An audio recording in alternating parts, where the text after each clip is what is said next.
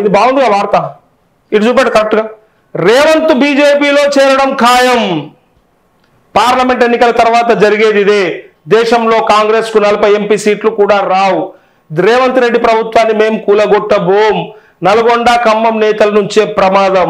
హామీల అమలుకు సర్కారు నిలదీస్తాం కేటీఆర్. ప్రజలను మభ్యపెట్టి అధికారంలోకి కాంగ్రెస్. రేవంత్ రెడ్డిని దొంగతో పోల్చిన కడియం శ్రీహరి, ఆయనతోనే కండువా కప్పించుకున్నారు హరీష్. ఇగొక ముచ్చట చెప్పకూరు, మీరు బంద్ చేసుకోరు ఇక సప్పుడిక. నిన్ను నానా బూతులు తిట్టిన తలసాని శ్రీనివాస్ యాదవ్ తీసుకుపోయి చేర్చుకున్నప్పుడు గుడ్డిగారిది పనుదోమినా అప్పుడు? ఆ రోజు కూడా గదిగా చేసింది. మరి మీ నాయన చేర్చుకునేటప్పుడు నువ్వు ఏడున్నావు?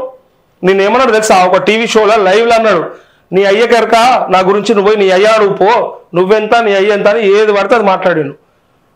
ఇంకొక ఆయన ఉంటాడు వరంగల్లా, పాలకుర్తిలో మొన్న ఒక ఆడబిడ్డ ఓడగొట్టింది ఒక పెద్ద మనిషిని. ఆ పెద్ద మనిషి ఎవరు? ఒక చుంట కాదు, ఓహో బగ్గా ఊపుతున్నావు అన్నాడు వాళ్ళను, ఒక ఎంపీడీఓని పట్టుకొని. సిగ్గులేనుడు ఆయన, మంత్రి, మన దౌర్భాగ్యం.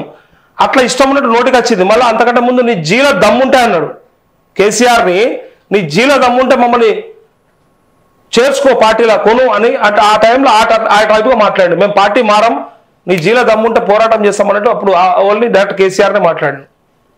ఆ వర్డ్ చెప్పడానికి సిగ్గు అనిపిస్తుంది మాకు, మీడియాలో చెప్పలేము అవి. అట్లాంటి మాట్లాడిరు ఆ సన్నాసులు. వాళ్ళని కూడా చేర్చుకున్నామని చెప్తున్నాను నేను, అంతే. ఇక చెప్పేది ఏంటంటే, మరి ఆయన ఎర్రబెల్లి దయాకరణం చేర్చుకున్నప్పుడు ఈ మాట యాదికి రాలే? రేవంత్ రెడ్డిని దొంగతో పోల్చిన కడియం శ్రీహరి దొంగతోనే పోల్చాడేమో, ఓటుకున్నట్టు దొంగ అనడేమో.